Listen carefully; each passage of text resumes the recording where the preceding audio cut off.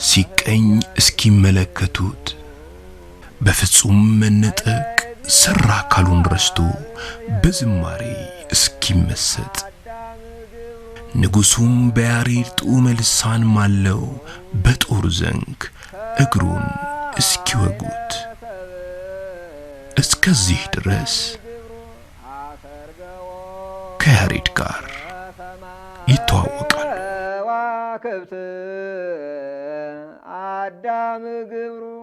ደሙ መፍሰሱ ለሱ አልታወቀውም። ቅዱስ ያሬድ ማህሌት ሲቆም በተመስጦ እንደ መላእክት ስለሆነ ስለ ስጋው አያስብም፣ ምንም አይሰማውምና እሳቸው ግን ሲያዩ እግሩ ላይ የደም ምልክት ያያሉና ወግቸዋለሁ ክቸው ነው ብለው ሲያልቅ ዝማሜውን ሲጨርስ ቅዱስ ያሬድ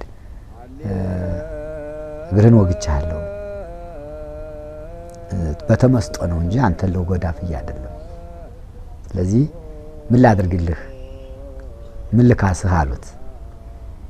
እምጠይቀውንና ያድርጉልኝ የምለውን ነገር ለማድረግ ቃል ይግቡልኝ ኋላም ቢንዳይሉኝ ብሎ ቃል አስገባቸው። እሳቸውም ፈቃደኛ ሆኑ። በኋላ እኔ ካሳ አልፈልግም ሌላ አልፈልግም ምናኔ ነው የምፈልግና ከእንግዲህ በኋላ እስካሁን አስተምር ያለው በምናኔ ለመኖር ሄዳለሁ እግዚአብሔር ወደ ፈቀደልኝ ቦታ ሲላቸው በጣም አዘኑ። ህዝቡም ማለቀሰ፣ ሊቃውንቱ ማለቀሱ። እዚያ በኋላ ቅዱስ ያሬድ እነሱን ተሰናብቶ ህድግዎ ምን ወለዝንቱ ዓለም እያለ አቡንም አለው ህድግዎ ምን ወለዝንቱ ዓለም ዓለሙን ያላፊ ኖረቱን ያላፊ እያለ ወጥቶ በጸለምት ስሜን ተራራ ደብራዊ ከተባለው ታላቁ ተራራ ላይ በምናኔ ወጥቶ እዚያ ተቀመጠ። ስመላለም ምራቱ ይብየ ከሰሜን ተራሮች እጫፍ ጫፍ ከሚያፏጨው ቀዝቃዛ የንፋስ ግልቢያ በታች የነብራቱ ለዝንቱ ዓለም አውየ በተጎሳቆለ መልክና አያያዝ በርካታ መቶ ዓመታትን ያስቆጠረ ጥንታዊው የቅዱስ ያሬድ ገዳም በዚህ ይገኛል።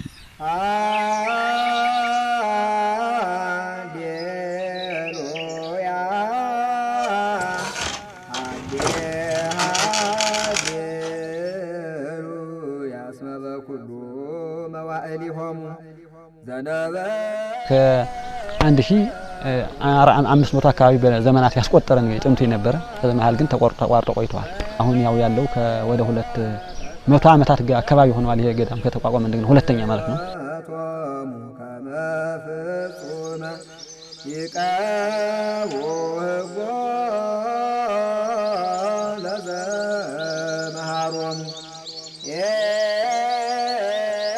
ሆጫው እንደምታዩት ተራራው ከአኩስም ተነስቶ መጥቶ ለብዙ ዘመናት ሲጸልይበት ሲሰግድበት ሲያገለግልበት ከፈጣሪው ጋር ሲነጋገርበት ለዓለም ምሕረት ሲለምንበት ከፈጣሪው ጋር ቃል ኪዳን የተቀበለበት እና ሲያስተምርበት ድርሰቶችን ሲደርስበት የኖረ ቦታ ነው።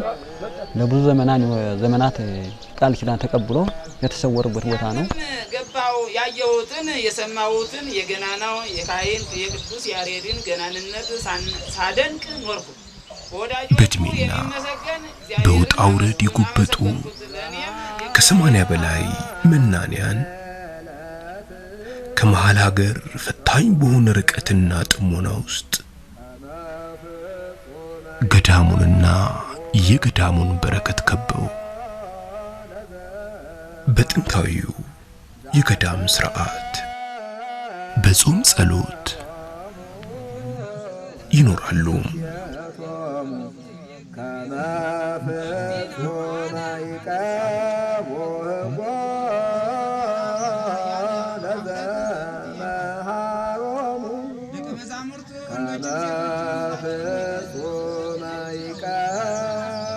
ቅዱስ ያሬድ አብዝቶ በማይታወቅ የምናኔ ሕይወቱ በዚህ በደብረ ሐዊና ከገዳሙ ሩቅ በሚገኝ እጅግ በሚቀዘቅዘው ስፍራ ወንበር ዘርግቶ ማስተማሩን ቀጠለ።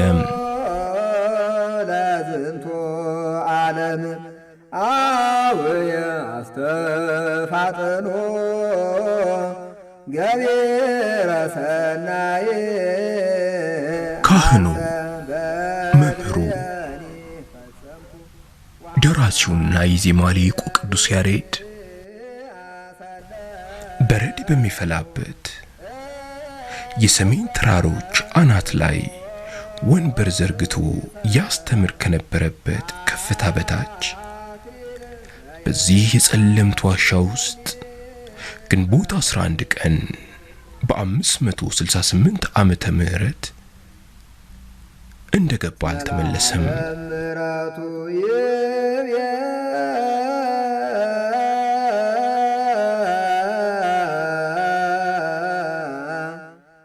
በተሰወረበት በጸለምት ዋሻ ወደ ውስጥ ለውስጥ ዘልቆ ያለፈበት ደጃፍ በቀይ መጋረጃ ተጋርዶ በጋድ ይታያል። መላለም ምሕረቱ ዝንቱ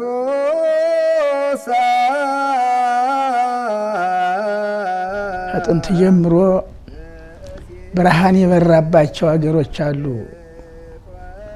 በደብረ ሲና ብርሃን በርቷል። ብርሃን ኦሪት ተገኝታለች። በደብረ ምጥማቅ 5 ቀን ሙሉ ብርሃን ሆኖላታል እቤታችን ቅድስት ድንግል ማርያም። በደብረ ታቦር ብርሃነ መለኮቱን ገልጾ ብርሃን ሆኗል። ይሄ ሁሉ ብርሃን 1 ቀን 2 ቀን 5 ቀን ነው። የቅዱስ ያሬድ ብርሃንነት ግን ይህን ያህል ተብሎ በፍጡር ሊነገርና ሊወሰን ይህን ያህል ነው ሊባል አይቻልም። ቅዱስ ያሬድ የኢትዮጵያ ኦርቶዶክስ ተዋሕዶ ቤተክርስቲያን ብርሃን ነው። ቅዱስ ያሬድ የኢትዮጵያ ኦርቶዶክስ ተዋሕዶ ቤተክርስቲያን ድምጽ ነው። ቅዱስ ያሬድ ያገኘው ከእግዚአብሔር በረከት የተቀበለበት የኢትዮጵያን ኦርቶዶክስ ተዋሕዶ ቤተክርስቲያን ከዓለም ልዩ የሚያደርጋት የቅዱስ ያሬድ አገልግሎት፣ የቅዱስ ያሬድ ምስጋና፣ የቅዱስ ያሬድ ጸሎት ነው እና ቤተክርስቲያን ቅዱስ ያሬድ ሁለንተናዋ ነው ማለት እንችላለን። እንዲህ ከፍለን የምናየው አይደለም። ከቅዱስ ያሬድ ሌላ የላት። ቅዱስ ያሬድ ደግሞ ያዜመው ደግሞ ብሉያቱን፣ ሐዲሳቱን፣ የነቢያትን ትንቢት፣ የሐዋርያትን ስብከት፣ የሊቃውንቱን ምስጢር አመስጥሮ ሙሉን ቃል የብሉያትና የሐዲሳት ምስጋና እንጂ ሌላ አይነት ድርሰት ሌላ አይነት ግጥም አይደለም የተደረሰው እና ልዩ የሚያደርጋት ከዓለም ይችን ቤተክርስቲያን የቅዱስ ያሬድ ምስጋና ነው። እኔ ሲያምረኝ የቀረብኝ የቅዱስ ያሬድ ዜማ ከሁሉ ይልቅ እግዚአብሔር ምስክር ነው የምመኘው የቅዱስ ያሬድ ዜማ ነበር። ያደረብኝ ህመም አስተዋለኝ፣ ከለከለኝ፣ ትንፋሽ አጣሁ እንጂ ከምንም በላይ አስቀድሜ ልማረው የፈለኩት እሱን ነበር። እንዳማሪ አሁንም ያምረኛል። እንዲሁ ሳላውቀው አንጎራጉረዋለሁ። ይገርመኛል። ጣዕሙ ልዩ ነው እና ይሄ ተክለ ዝባቤ ሲዘቡ እንዲሁ አንድ ላይ ከነሱ ጋራ እንዲህ ለማለት በሽተኛ ነው የሚያል አሁን ምንድን አሁን የዚህ ውስጥ እያልኩ ነው እንጂ አንድ ላይ ብዘብ ደስ ይለኛል።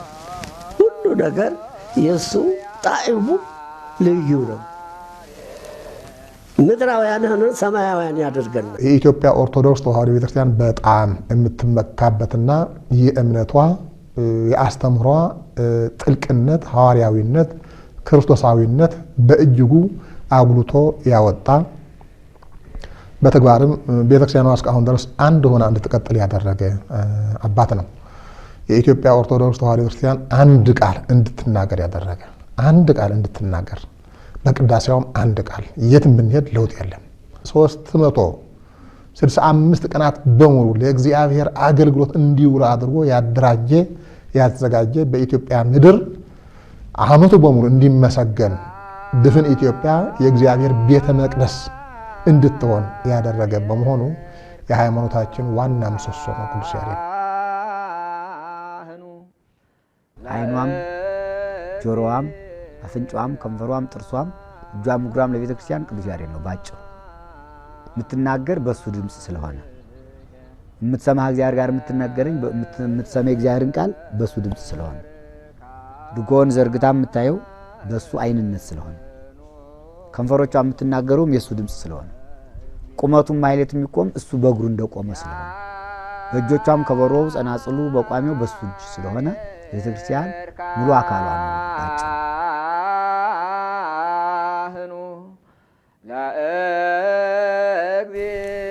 ኢትዮጵያ ቤተ ክርስቲያን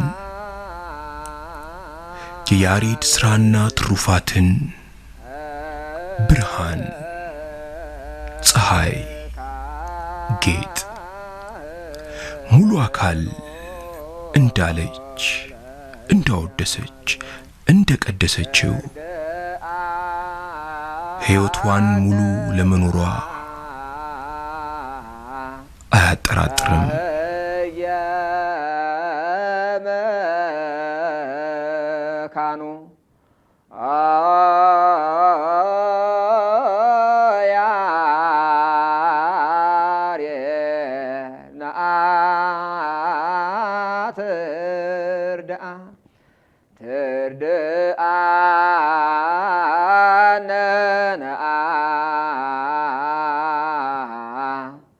ባህየ